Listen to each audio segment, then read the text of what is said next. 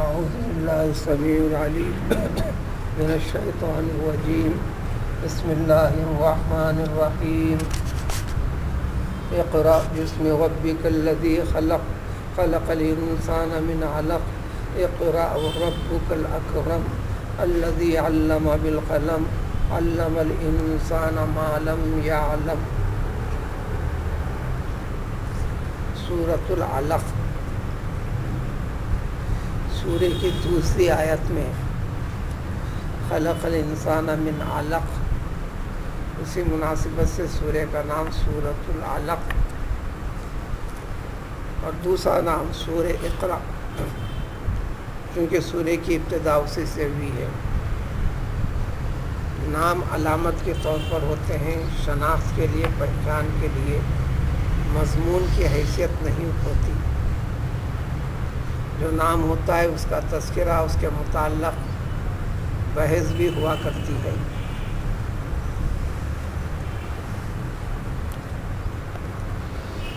اللہ تبارک و تعالیٰ نے پیغمبر محمد صلی اللہ علیہ وآلہ وسلم کو جب نبی بنایا، نبوت کی ابتدا اس سورہ کی ابتدائی 5 آیتیں جو ابھی تلاوت کی گئی، سب سے پہلے قرآن اس دنیا کے اندر نازل ہوا۔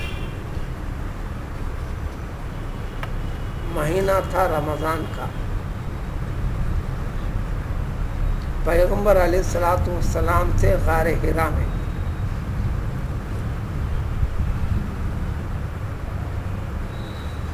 نبوت کی ابتدا سے متعلق وضاحتیں احادیث میں ہیں۔ صحابہ کرام رضوان اللہ تعالی علیہ مجمعین نے دریافت بھی کیا تو آپ نے 1 سے زائد مرتبہ تفصیل بھی بتلائی کہ نبوت کی ابتدا کیسے ہوئی، آپ کو نبوت کیسے دی گئی۔ بروایت حضرت عائشہ صدیقہ رضی اللہ تعالیٰ عنہ، اسی قسم کی وضاحت حضرت خدیجہ الکبریٰ رضی اللہ تعالیٰ عنہ سے بھی ہے۔ نبوت سے پہلے ابتدا یہ ہوئی کہ آپ کو اللہ تعالیٰ کی طرف سے رؤیا صالحہ، اچھے سچے خواب بتلائے جانے لگے۔ عام طور پر جو خواب ہوتا ہے اس میں اشارے ہوتے ہیں، اس کے مطلب کو جاننا اور سمجھنا پڑتا ہے، اس لیے اس کو خواب کی تعبیر کہتے ہیں یا تعویل کہتے ہیں یا تفسیر کہتے ہیں، اور سادے سیدھے انداز میں خواب کا مطلب کہتے ہیں۔ لیکن یہ خواب جو تھے اس قسم کے نہیں تھے۔ حضرت عائشہ صدیقہ رضی اللہ تعالیٰ عنہ فرماتی ہیں کہ جو خواب میں دیکھتے جو کا تو بغیر کسی تبدیلی کے جو کا تو وہ ہوا کرتا تھا۔ یہ کیفیت چل رہی تھی۔ فطری طور پر آپ میں تنہائی، خلوت اختیار کرنا دل میں آ گیا،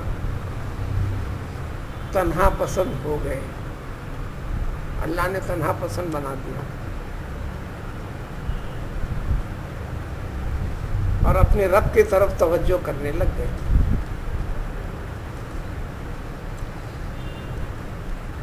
اس کی تکمیل کے لیے آپ نے غار حرا کا راستہ اختیار کیا۔ غار حرا کا راستہ اختیار کیا، جس کو جبل نور بھی کہتے ہیں۔ سیرت میں کبھی غار حرا، کبھی جبل نور، کیونکہ قرآن نور ہے، نور کی ابتدا وہاں سے ہوئی۔ جو حجاج وغیرہ جاتے ہیں وہاں کے مقدس مقامات کی زیارت کے لیے نکلیں تو جبل نور کے نام سے ہی انہیں شناخت کروائی جاتی ہے۔ آپ کئی دنوں کا توشہ باندھ کر لے کر نکل جاتے. شب و روز رہتے.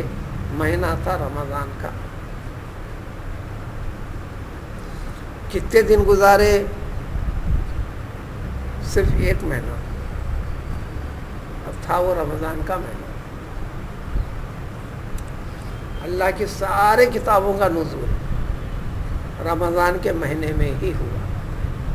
اللہ نے اپنے مقدس کلام کو انبیاء کرام علیہ الصلوۃ والسلام پر بھیجنے کے لیے جو وقت کا تعین کیا وہ رمضان کا مہینہ. اسی لیے تمام مہینوں میں سب سے زیادہ برکت والا، سب سے زیادہ ثواب والا، سب سے زیادہ فضیلت و برکت والا مہینہ اللہ تعالیٰ نے 12 مہینوں میں رمضان کے مہینے کو بنایا اور بنا کر امت کا مہینہ قرار دے دیا.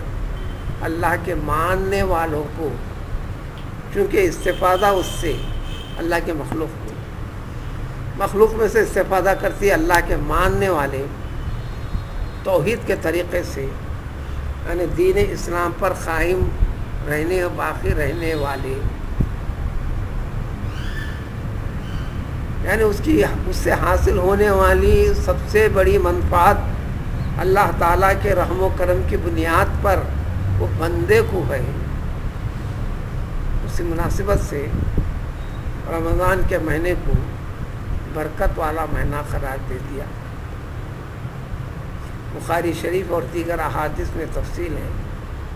رجب کا مہینہ آتا تو وہاں سے دعا کرتے مسلسل، کم و بیش ہر دعا میں اس کا ذکر فرماتے پیغمبر علیہ الصلوۃ والسلام. اللہم بارک لنا فی رجب و فی شعبان و بلغنا رمضان. یعنی اللہ تعالیٰ اب ہماری حیات رجب میں ہے،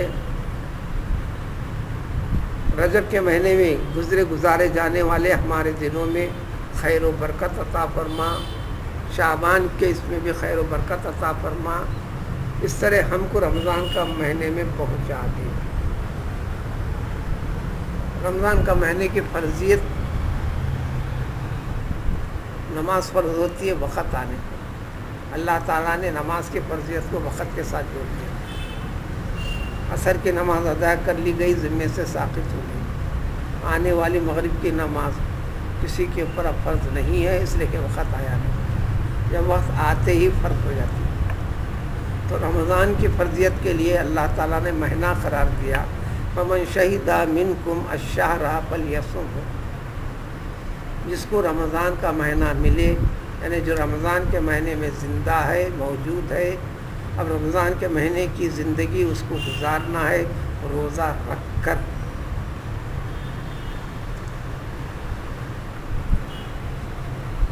جس کے لیے دشواری طبی نقطہ نظر سے جتنے سہولتیں ہیں، عذر کے ڈاکٹر کہے گا، عالم مسئلہ بتائے گا. عالم کو بھی فیصلہ لینا ہے تو ڈاکٹر سے مشورہ لینا پڑے گا.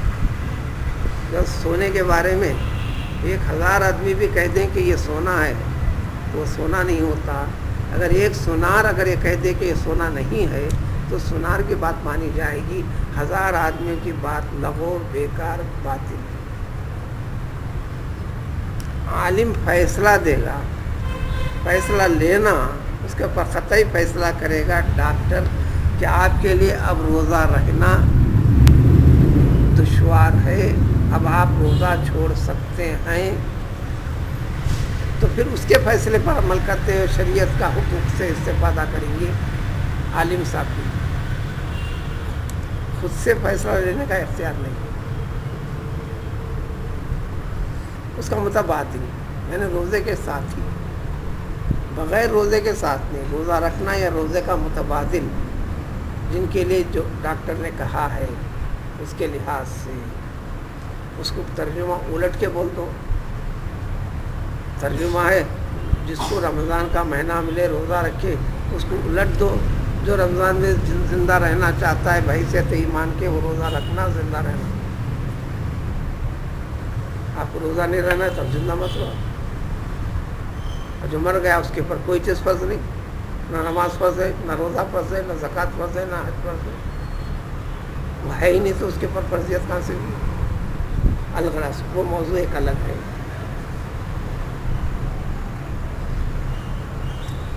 تو اس طرح انا انزلنا فی لیلۃ القدر قرآن کو نازل کیا، اگرچہ کہ 5 آیتیں نازل ہوئی، جب نزول شروع ہے تو ختم کرنے والے ہیں اللہ تعالیٰ۔ عام وضاحتیں قدر کے بارے میں آپ کو یہ بتا دی جاتے ہیں کہ پورا مکمل قرآن اللہ تعالیٰ دنیاوی آسمان پر نازل فرما دیا، پھر وہاں سے حسب ضرورت تھوڑا تھوڑا مقدار میں نازل کیے۔ نزول کی ابتدا رمضان کے مہینے میں ہی ہوئی، یہ بات قطعی ہے، پکی ہے، اور جو سب سے پہلے نازل ہوئی یہی 5 آیتیں نازل ہوئی، مکمل سورہ نہیں۔ سب سے پہلے مکمل سورہ جو نازل ہوا، کم و بیش ہر سورہ تھوڑا تھوڑا نازل ہونے کے بعد جبریل امین علیہ الصلوۃ والسلام کی ہدایت کے اوپر یہ آیتیں فلاں سورے میں فلاں جگہ فلاں سورہ فلاں آیت نمبر کے بعد اور فلاں نمبر والی آیت سے پہلے اس کو وہاں پر رکھنا، یہ ہدایت بھی ملتی تھی اللہ تعالیٰ کی طرف سے بواسطے جبریل علیہ الصلوۃ والسلام۔ اس لیے قرآن کی جو ترتیب ہے اس کو توقیفی، عربی لفظ توقیفی کہتے ہیں، یعنی اللہ تعالیٰ کی طرف سے، اور لوح محفوظ میں اسی ترتیب کے ساتھ یہ کلام اللہ موجود ہے۔ حکمت الگ الگ یاد نازل کرنے کی، اس کی حکمت بتلا دی گئی کئی طریقے سے، وہ ایک ضرورت کی تعمیل تکمیل کے لیے۔ اس لیے نزول کی ترتیب کا پیچھا کرنا نہیں ہے، یہ ترتیب اللہ کی طرف سے ہے، بندوں کی نہیں۔ بواسطے پیغمبر صلی اللہ علیہ وسلم اسی ترتیب کے ساتھ قرآن کو رکھ دیا گیا۔ تو اس میں سب سے پہلے جو آیتیں نازل ہوئیں، یہ 5 آیتیں نازل ہوئیں۔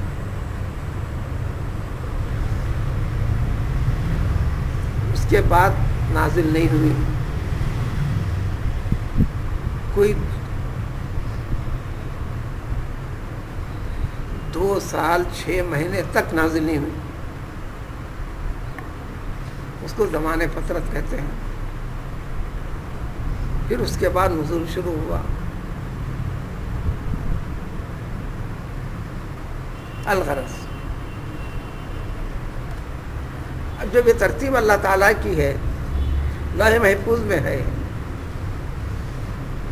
تو اب قرآنی ترتیب کے اصولوں کے لحاظ سے اس سورے کا نمبر ہے 96۔ لیکن نزول کے اعتبار سے سب سے پہلے یہ 5 آیتیں نازل ہوئی۔ اب اس کی ترتیب بڑی تفصیل ہے، اسی کے اوپر تفصیل سنانے لگے تو مسلسل 3 دن یا 4 دن لگ سکتے ہیں، ہمارے اپنا جو وقت دیتے ہیں اس کے لحاظ سے۔ نزول سے پہلے چونکہ پیغمبر صلی اللہ علیہ وسلم کو تعلیم وغیرہ کچھ بھی نہیں دی گئی تھی، ہر ایک سے دور رکھا گیا۔ کچھ بڑے ہوئے تھے، آپ کے ہم عمر کے بچوں سے پتہ چلا کہ فلاں جگہ سمیرہ چلتا ہے، عربی میں کہتے ہیں رات کی گفتگو کو، عشاء کے بعد رات دیر گئے گفتگو میں وقت کاٹنا، جو عام طور پر شہریوں کے مزاج کے اندر داخل ہے، عام طور پر جو اصول و قاعدے کے پابند ہیں اس کے ساتھ۔ اللہ نے دن جاگنے کے لیے بنایا، رات سونے کے لیے بنایا۔ رات میں جاگنا ہے تو عبادت کے لیے حکم دیا اور محبوب مشغلہ بتایا، تو اس کو سمیرہ گوئی کہتے ہیں، رات میں گفتگو کرنے کو، سین میم یہ رے، کسی کا نام بھی ہے تو اس کے معنی وہی ہے۔ تو آپ نے ارادہ کیا کہ بچوں کے ساتھ جا کر کیا گفتگو ہوتی سنیں، یعنی قصے کہانیاں چلتے ہیں، اتنی بات معلوم تھی۔ آپ ارادہ کر کے نکل پڑے، سیرت کے اندر تفصیل وقتاً فوقتاً تقاریر میں بھی سننے میں ملے گا آپ کو، جو سیرت پڑھتا ہے پڑھنے میں تو اس کو ضرور ملے گا۔ جب نکلے تو اللہ تبارک تعالیٰ کو پسند نہیں کسی کے ذریعے سے کوئی چیز آپ کے دماغ کا علم کا حصہ بنے، راستے میں نیند کی کیفیت کا غلبہ پیدا کیے، صحرا کے اندر پوری رات سوچے گزارے، اللہ تعالیٰ نے اس محفل میں آپ کو پہنچایا نہیں۔ کسی ایک سے بھی علم و حکمت کی بات سن کر یاد کرنے کا، یاد دلانے کا اللہ تعالیٰ نے موقع فراہم نہیں کیا۔ بے علم ہونا انسان کے لیے عیب ہے۔ پیغمبر صلی اللہ علیہ وسلم کے لیے جب تک بے علم رکھ کر پھر علم دینا، یہ آپ کے لیے معجزوں میں بڑا معجزہ ہے۔ یہ بتلانے کے لیے کہ جو چیز اب باواز سے پیغمبر صلی اللہ علیہ وسلم تمہیں پیش کی جا رہی ہے وہ ان کی جانب سے نہیں، بالکل اللہ تعالیٰ کی جانب سے جو کہہ رہے ہیں وہ سچ ہے، حق ہے، اللہ کا کلام ہے۔ اس کو ثابت اور محقق کرنے کے لیے اللہ تعالیٰ نے یہ طریقہ اختیار فرمایا آپ کے لیے۔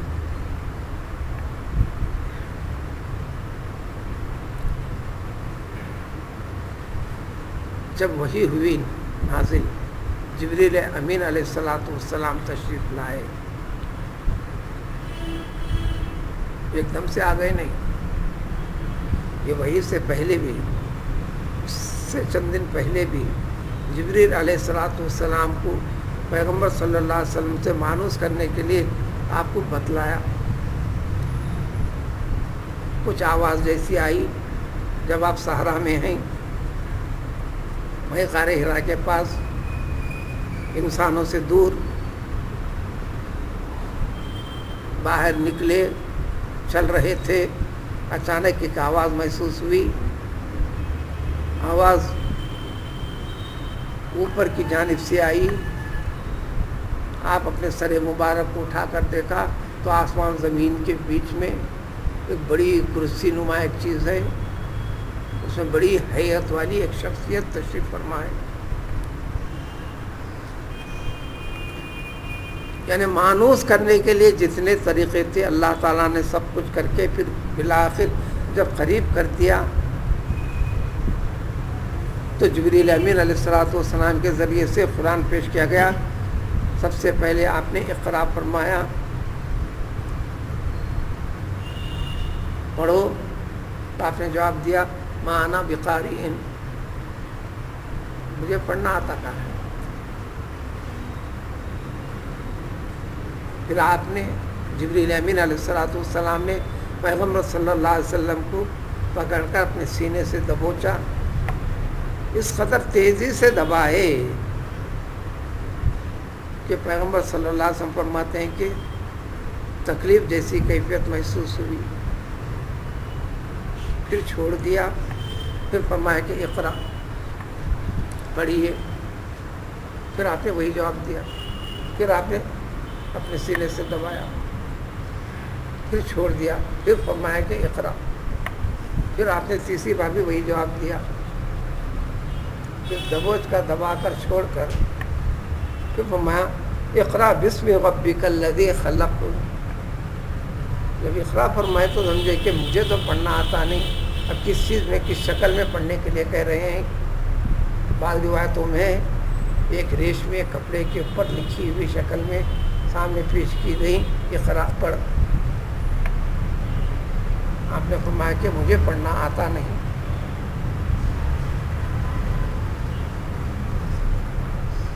اب یہ بحث الگ ہے کہ کیا آخر وقت تک بھی نبی کریم صلی اللہ علیہ وسلم امی تھے؟ ایسا نہیں تھے، ایسا نہیں تھے۔ آخر میں آپ کو لکھنا آتا تھا، پڑھنا آتا تھا، آپ لکھے نہیں، لکھا ہے، پڑھا ہے۔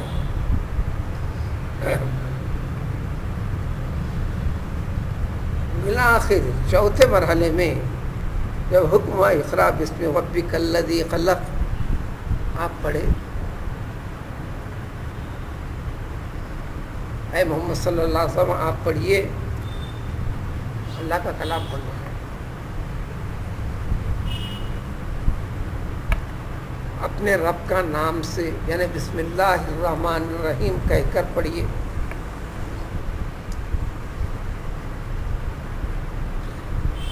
اسلام کے اخلاق و آداب میں سے مسلمان کے لیے اس کی زندگی کا ہر کام بسم اللہ کے ساتھ جوڑ دیا گیا. اس کی ابتدا تو سارے کے سارے کام پھر دین کے ساتھ جڑ جاتے ہیں. جب ضمیر کہے گا کہ میں یہ جو حرکت کر رہا ہوں یہاں بسم اللہ کیسے پڑھوں، تو سمجھ جائے کہ وہ دین کا کام نہیں ہے، رک جائے.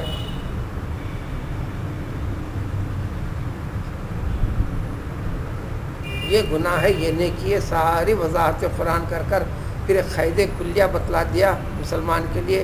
ما حاک فی صدری کا فہو ذم. کسی چیز کے کرنے سے پہلے تیرے دل کے اندر جو کھٹک پیدا ہوتی ہے، کروں نہ کروں، یہ کرنا ہے کہ نہیں ہے کہ، تو سمجھ جا کے فہو ذم، یہ گناہ ہے، رک جا، وضاحت کر لے.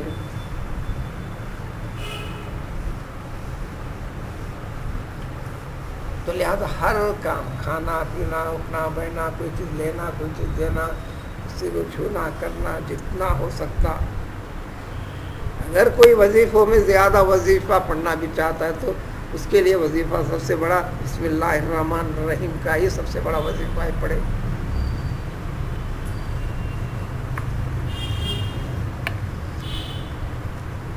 ہر چیز کی قربانی ہے، بغیر قربانی کا کوئی عمل قبول نہیں. ہر کوئی بسم اللہ پڑھتا ہے، فلاں بسم اللہ پڑھتا ہے، پھر 10 بار پڑھتا ہے تو اس کو پیدا نہیں ہوتا، وہ پڑھ کے پکار تو نہیں ہوتا. کیا بات ہے؟ آپ اس کی قربانی دیجیے. اس کو کہتے ہیں زکوٰۃ، اس کو کہتے ہیں زکوٰۃ. وظیفے کی زکوٰۃ، رمضان کے روزے بھی بدن کی زکوٰۃ ہے، جیسے مال کی زکوٰۃ ہے. 5 مرتبہ نماز پہ پڑھنا یہ بدن کی، مسلمان کے بدن کی زکوٰۃ ہے. رمضان کے روزے رکھنا انسان کے بدن کی زکوٰۃ ہے. فیصلہ دیا اللہ نے، قد افلح من تزکا، جو زکوٰۃ دے کر اپنے آپ کو پاک کرا بس وہی کامیاب و کامران ہے، وہ جنتی ہے، وہ اللہ والا ہے، للہیت اس کے اندر ہے. ایمان کا کمال پیدا کرنے میں مال سے جڑا ہوا معاملہ سب سے زیادہ ہے. اسی کا تذکرہ ذکر قرآن کے اندر، ترجمہ بھی پڑھتے چلو بات سمجھ میں آئے گی. تو غور کرتے ہوئے یہ تو نماز سے بڑھ کر تذکرہ اسی کا، اور اہمیت سب سے زیادہ اسی کی، چونکہ انسان کو سدھارنے بگاڑنے والی چیز مال ہی تو ہے. مال کی تنگی انسان کو بگاڑتی ہے، مال کی خوشحالی بھی انسان کو بگاڑتی ہے. ہر دو حالت کے اندر اعتدال کے ساتھ اپنے نفس کے اوپر قابو رکھنا.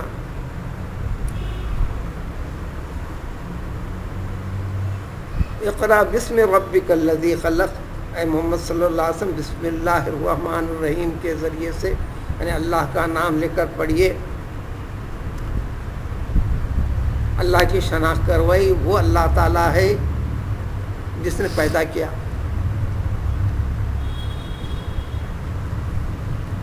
پیدا تو سب کو پیدا کیا، پھر خاص طور پر ذکر کیا خلق الانسان من علق،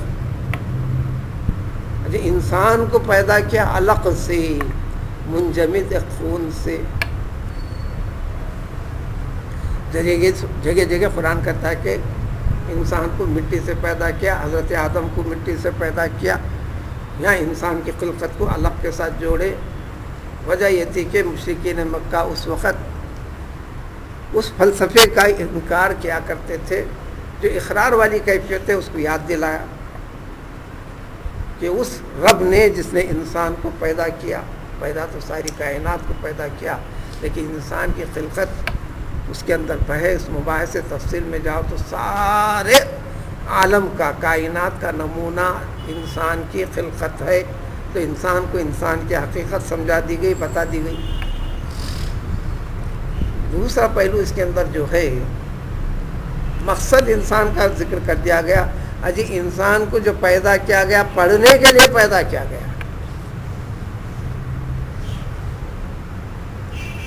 انسان کو جو پیدا کیا گیا پڑھنے کے لیے پیدا کیا گیا.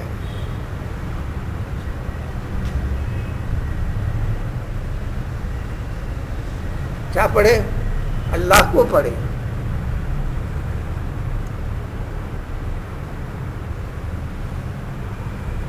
قرآن جگہ جگہ اس کی تعلیم تربیت دیا ہے. ان فی خلق السماوات والارض ان فی اختلاف اللیل والنہار. ان ساری کی ساری چیزوں کے اندر غور کرو، فکر کرو. یہ غور کرنا، فکر کرنا، اس کو پڑھنا بولتے ہیں، اس کو پڑھنا کہتے ہیں. اللہ کو پڑھے، اللہ نے پڑھایا، کلام پاک کو نازل کیا، اب اس کو پڑھو. اس لیے قرآن کی تلاوت ہر مسلمان کے لیے ضروری ہے. روز مرہ اپنے دن کی ابتدا قرآن کی تلاوت سے کرے مسلمان. اس لیے میں بچوں کو نصیحت کرتا ہوں کہ بھلے تم ایک رکوع صحیح، عام آدمی کے لیے کہتا ہوں بھلے بہت ضروری چیز ہے تو 3-4 آیتیں صحیح تلاوت کرو، پھر اس کے بعد لگو. تلاوت پہ وقت زیادہ دینا ہے.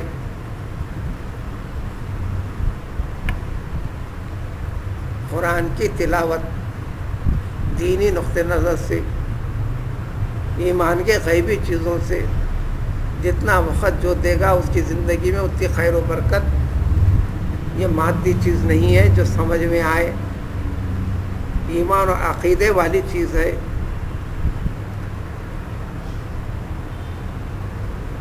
اور جن کو سمجھ میں آیا انہوں نے شب و روز ایک کیے. حضرت عثمان غنی رضی اللہ تعالیٰ عنہ روزانہ رات میں نماز میں سال کے 12 مہینے پورے قرآن کی تلاوت کرتے، اور دن میں خلیفہ وقت ہوتے ہوئے امت مسلمہ کی ذمہ داریاں سنبھالتے ہوئے قرآن کھول کر نظر جما کر پڑھتے. حافظ قرآن کے لیے بھی جو فضیلت والی تلاوت بتائی گئی، دیکھ کر نظر جما کر پڑھنے میں زیادہ ثواب ہے زبانی پڑھنے کے مقابلے میں.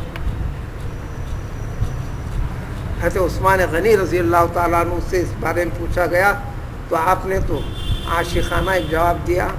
یہ اللہ تعالیٰ کا کلام، ایک عاشق کا کلام معشوق کے نام پر ہے، اس لیے میں اس کے اوپر بڑے غور و فکر سے بار بار نظر جما کر بار بار دیکھتا ہوں اور پڑھتا ہوں. یہی تفصیل حضرت امام شافعی رحمۃ اللہ علیہ کے متعلق بھی ہے کہ روزانہ رات میں پورا قرآن پڑھتے. امام اعظم ابو حنیفہ کے بارے میں بھی یہی ہے، روزانہ سال کے 12 مہینے پورا قرآن پڑھتے.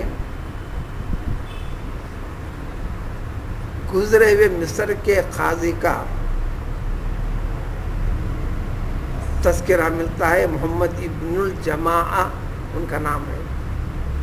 سپریم کورٹ کے جج تھے، قاضی القضاء. ان کا طریقہ تھا ہر مہینہ 30 قرآن پڑھتے اور رمضان میں 96 قرآن پڑھتے. رمضان میں 96 قرآن پڑھتے. کثرت قرات سے ایک تو تلاوت آسان ہوتی ہے، دوسرے اللہ تعالیٰ ان کے لیے ان کے وقت میں برکت دیتے ہیں. وہ چیز عملی طور پر تجربے میں لگنے کے بعد سمجھ میں آئے گی. مواعظ حسنہ حیدرآباد کے گزرے مشہور بزرگ گزرے ہیں، عبداللہ شاہ صاحب. مواعظ حسنہ اردو میں فراہم بھی ہوتی، ملتی بھی. دوسرے جلد میں آخر کے صفحات میں دیکھتے چلیں ایک واقعہ لکھا ہوا ہے. اس میں حیدرآباد کی مسجد چوک میں ایک امام تھے، حبیب طاہر نامی. ایک امام تھے حبیب طاہر نامی. حبیب سید کے معنی میں کرتا، ایک زمانے تک تھے. حضرت عبداللہ شاہ صاحب ان کے والد مظفر حسین صاحب بھی بگی میں آ کر نمازیں 5 وقت کی وہیں پر ادا کرتے تھے. ہر نماز 10 منٹ کے پڑھاتے تھے، مرتل تجوید کے ساتھ. یہ تو بات عام ہے. مغرب کی نماز بھی 10 منٹ، عشاء کی نماز بھی 10 منٹ. لیکن ایک مرتبہ عجیب واقعہ ہوا، یہ سمجھ سے باہر. یہ عام عادت سے باہر ہے، سمجھ سے باہر ہے کہ ایک مرتبہ مغرب کی نماز پڑھائے، وہی 10 منٹ میں نماز پڑھائے، اب پورا قرآن تیزی کے ساتھ بھی نہیں، پورا قرآن ختم کر دیا۔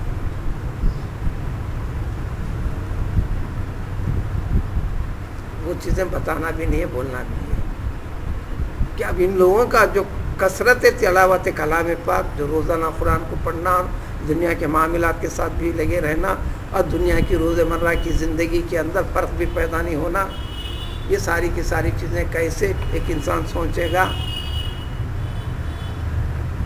اور جب خود کو اس کے اندر مشغول و مصروف کر دے تو پھر قدرت اس کے لیے جو آسانیاں پیدا کرتی ہے۔ مسلم شریف کے شارح امام نووی رحمۃ اللہ علیہ، زاہدوں میں ایک بڑا زہد کا مقام ہے، ان کی کتابیں میں بھی زہد میں سب سے بڑی ہیں۔ اہل علم کے پاس زہد میں کمال درجے کا نمونے کے طور پر ان کو پیش کیا جاتا ہے۔ حدیث کی کتاب مسلم شریف 20 لوگوں نے شروعات لکھی، لیکن آپ نے جو شرح لکھی وہ قبولیت کا بڑا درجہ پائی۔ ان کی شرح کے بنا مسلم شریف کا پڑھنا دشوار، صحیح طور پر سمجھ میں آنا دشوار۔ جیسا بخاری شریف کی شرح حافظ ابن حجر عسقلانی رحمۃ اللہ علیہ نے فتح الباری کے نام سے لکھی، جو آج تک چھپی ہوئی ہے کوئی 14 جلدوں میں۔ تو امام نووی رحمۃ اللہ علیہ کی مصروف زندگی جب پڑھے تو سمجھ میں نہیں آتا کہ اتنا وقت کیسا لگا۔ وہ کہتے ہیں کہ اللہ تعالیٰ نے مجھے میرے وقت میں برکت دے دی۔ وقت تو سب کے لیے ایک آ رہا ہے، سورج اپنے وقت میں نہیں کر رہا، وقت میں ڈوب رہا ہے، یہ برکت کیا چیز ہے؟ تو قدرت جو ساتھ دیتی ہے، جب سمجھ میں جائے گا، اس کے ساتھ جب لگ جانے پر الغرض تو اقرا کے بعد خلق اللہ تعالیٰ کی صفات میں سے سب سے پہلے اس کے صفات میں صفت ربوبیت کو ذکر فرمایا، پھر اس کے بعد ذکر کیا کہ اس کی خالقیت کو، کیا انسان تیری خلقت پڑھنے کے لیے، اب کیا پڑھنا ہے اس کی تفصیل بتا دی گئی۔ پھر فرمایا کہ پڑھیے، آپ کا رب اکرم ہے، کریم سے۔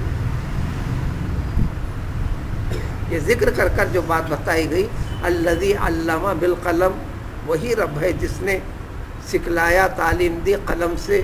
جو ذات قلم سے تعلیم دیتی ہے، ہر نبی نے پڑھا،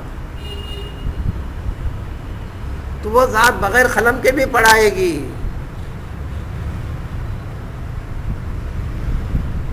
سورہ رحمان کی ابتدائی آیتیں بھی اسی کے اوپر دلالت، الذی علم بالقلم۔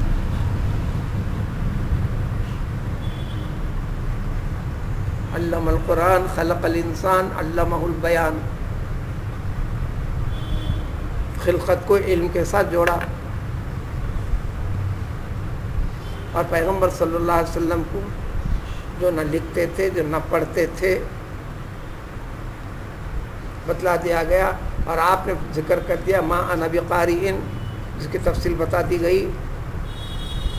تو جس نے قلم کے ذریعے سے تعلیم دی ہے، بس وہ اس کی قدرت یہ ہے کہ بغیر قلم کے بھی تعلیم دیتا ہے وہ،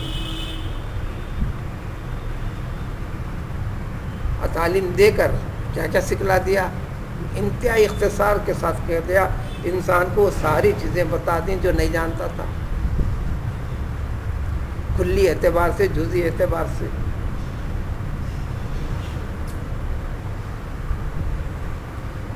یہاں تک تذکرہ کر کر تو انسان کے اندر ایک کمال والی صفت رکھا، سارے کائنات کا نمونہ بنایا، اس لیے اس کو عالم اصغر، ایک چھوٹی کائنات کہتے ہیں انسان کو۔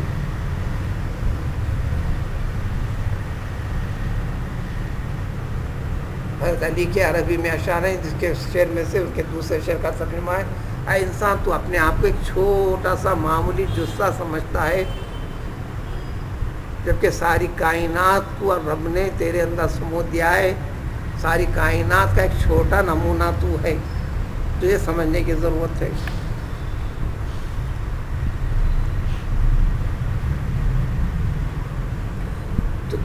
تو اللہ تعالیٰ نے انسان کو سب کچھ بتا دیا، تو علم کے ساتھ انسان کی فضیلت کو جوڑا، یہ دیگر مخلوقات کو اس کے ساتھ نہیں جوڑا۔ اور سب سے بڑا علم لہذا اختصار کے ساتھ کلام پاک ہے، کلام پاک کی تلاوت کی اہمیت ہے۔ اتنے آیتیں کے نزول کے بعد وحی کا زمانہ رک گیا، رکنے کی مدت مفسرین نے بتلائی ہے، روایتوں کے اندر تفصیل ہے، 2 مہینے 2 سال 6 مہینے تک، بعض روایتوں میں 3 سال تک ہے، اس سے زیادہ نہیں۔ پھر اس کے بعد نزول ہوا، تو پھر پورا کا پارا قرآن ابتدا سے انتہا تک چلا۔ اب یہ فضیلت جو رب نے دی ہے، اس فضیلت کی مخالفت کرنے والے اور جن کی مخالفت کی گئی سب سے پہلے پیغمبر صلی اللہ علیہ وسلم تھے، اور علم عطا فرمایا اللہ تعالیٰ نے علم صحیح پیغمبر صلی اللہ علیہ وسلم کو، پھر ان کی مخالفت میں لگنے والے، پھر اس کا انجام، ان کی تنبیہ۔ اب آنے والی آیتوں میں اس کی تفصیل آتے چلے گی۔ سبحان اللہ۔